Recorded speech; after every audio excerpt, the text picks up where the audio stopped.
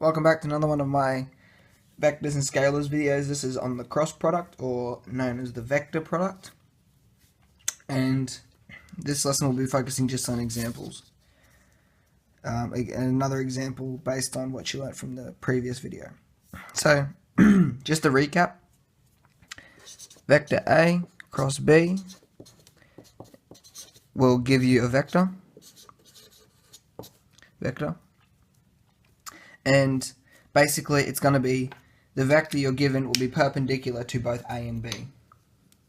Okay, so say this is what I did last time. You have a vector going this direction in positive j, this going in the positive I, and the vector you will get from that is going straight up. If you have them like that, basically the black sharpie is what you'll get from red cross blue, and you'll get the black sharpie. If you did blue cross red, you get the black sharpie in this direction. Okay. Think of it as if you have A and B.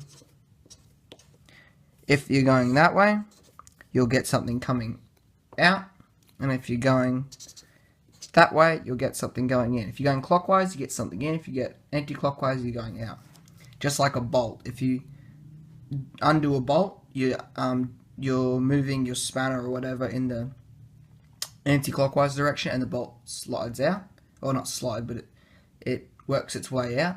And if you tighten it up, which is turning a spanner or turning the bolt clockwise, it's going to go in. So if you draw this up and it's going in the clockwise direction, it's going to go into the page, and if you're doing it in the anti-clockwise direction, it's going to go out of the page. Anyway, enough of that. So let's get started with an example. So we have vector A and vector B.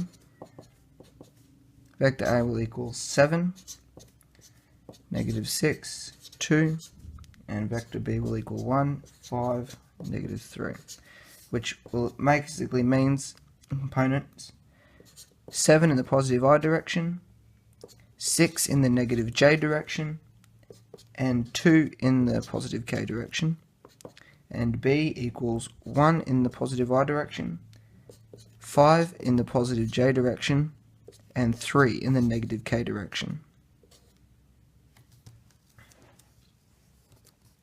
Now, let's do A cross B. Okay, so if you watched the previous video, we draw these big lines. We draw the components I, J, and K, and we get A will fit here and B will fit here, and we line up the components. So we basically bring this down here and we bring this down here. So the 7 is the I component of A, -6 is the J component of A, and 2 is the K component of A. So now we've got our A line filled out, our row. Now you fill out the row of B. So what's the I component of B? 1. The J component of B, 5. And the K component of B, which is -3. Okay. Now we have this. We set up what we want. We set up to find out our I, J, and K, our new I, J, K components for A cross B. So that is, we set up little bars, and we basically bring these out. So we have I values, then we minus whatever we get for our J values, and then we add whatever we get for our K values.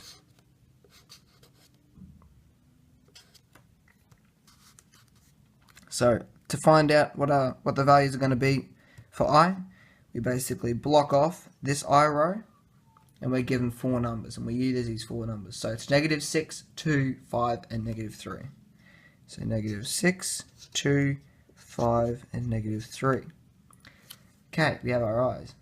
Now, for J's, well, we just do the exact same thing. We cover up the J values on this, and we're left with 4 numbers: 7, 2, 1, and -3. So 7, 2, 1, and -3. Okay, now we're looking for the values to put in k. So we basically do the same thing. Block off the k values, and we're left with 7, -6, 1, and 5. 7, -6, 1, and 5. Now is the process where we multiply and subtract.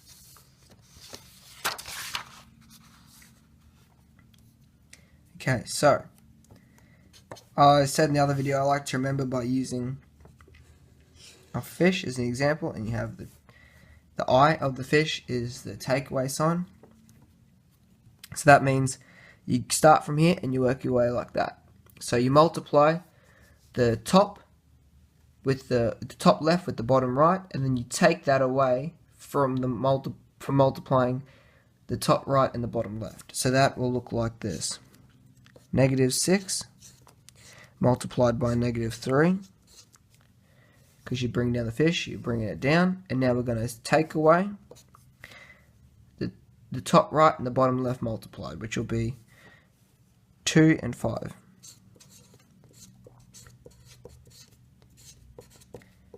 So think of it as a fish. You're multiplying these two, and then you're taking that away from the multiple of these two. Oh, multiplying those. Okay. Now for you take whatever you get for your j, so just like the same thing, 7 multiplied by -3, and we 7 multiplied by -3, take away 2 multiplied by 1. That's your j component. And now I'm going to put I always run out of room with this, but plus we add our k component, and that'll just be the same thing. Just like the fish, 7 multiplied by 5, take -6 multiplied by 1. So that's 7 multiplied by 5 minus -6 multiplied by 1. That's our k component. Now we have that. Let's shorten it down a bit. So, -6 multiplied by -3, that's 18. Take 2 times 5, which is 10. I take, what's 7 multiplied by -3, that's -21. And then take 2 times 1, which is 2. That's our j component. And now we add our k component, which is 7 times 5 is 35, plus -6 times 1.